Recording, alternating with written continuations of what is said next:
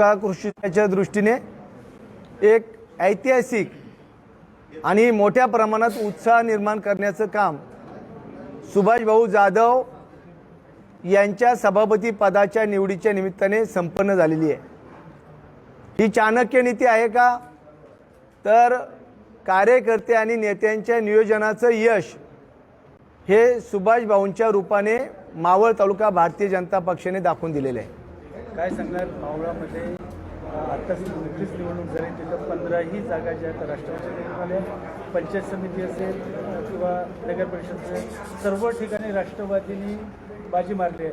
मात्र कशा पद्धतीनं हा भाजपने इथं फटका मारलेला आहे? खरं तर शेतकऱ्यांच्या कल्याणासाठी काम करणारी मावळ तालुका कृषी उत्पन्न बाजार समिती प्रामुख्याने या निवडणुकीमध्ये सर्वांनी एकत्र येऊन राजकारण न करता सहकार वाढवण्यासाठी काम करावं अशी भारतीय जनता पक्षाची भूमिका होती। परंतु दुर्दैवाने हुकुमशाही, अहंकारी आणि आम्ही करेल तेच या भूमिकेतून या ठिकाणी या निवडणुकीत त्यांनी निवडणूक लादली आणि ही निवडणूक जे संचालक म्हणून त्या ठिकाणी निवडून आलेले सदस्य होते त्यांना देखील मान्य नव्हती।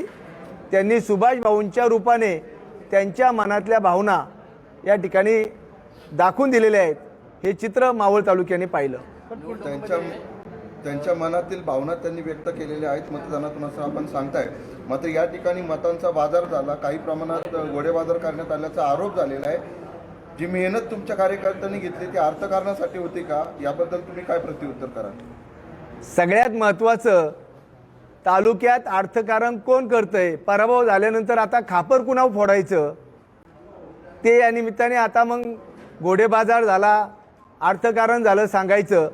तालुक्यात प्रामाणिक निष्ठेने सगळे कार्यकर्ते त्या ठिकाणी काम करत होते। आम्हाला त्याची गरज देखील नाही आहे आणि शेतकऱ्यांच्या कल्याणासाठी आम्ही त्या ठिकाणी काम केलं।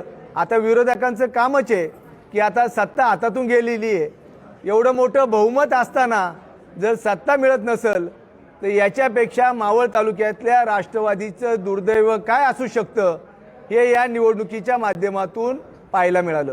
भाऊंना जी मदत केली आता त्या मदतीचं काय होणं तुम्ही करणार आहे का त्यांना किंवा देणार? आता येणाऱ्या काळात आम्ही सगळ्यांना बरोबर घेऊन काम करू। शेवटी आम्हाला शेतकऱ्यांसाठी काम करायचं आहे। राज्य सरकारच्या माध्यमातून मोठ्या प्रमाणात मावळ तालुक्याची कृषी उत्पन्न बाजार समिती सक्षम कशी होईल, शेतकऱ्यांना आम्ही सक्षम कशा पद्धतीने करू शकतो याच्यावर येणाऱ्या काळात आम्ही सगळ्यांना बरोबर घेऊन सुभाष भाऊ जाधव यांच्या नेतृत्वात काम करण्याचा आमचा प्रयत्न राहील।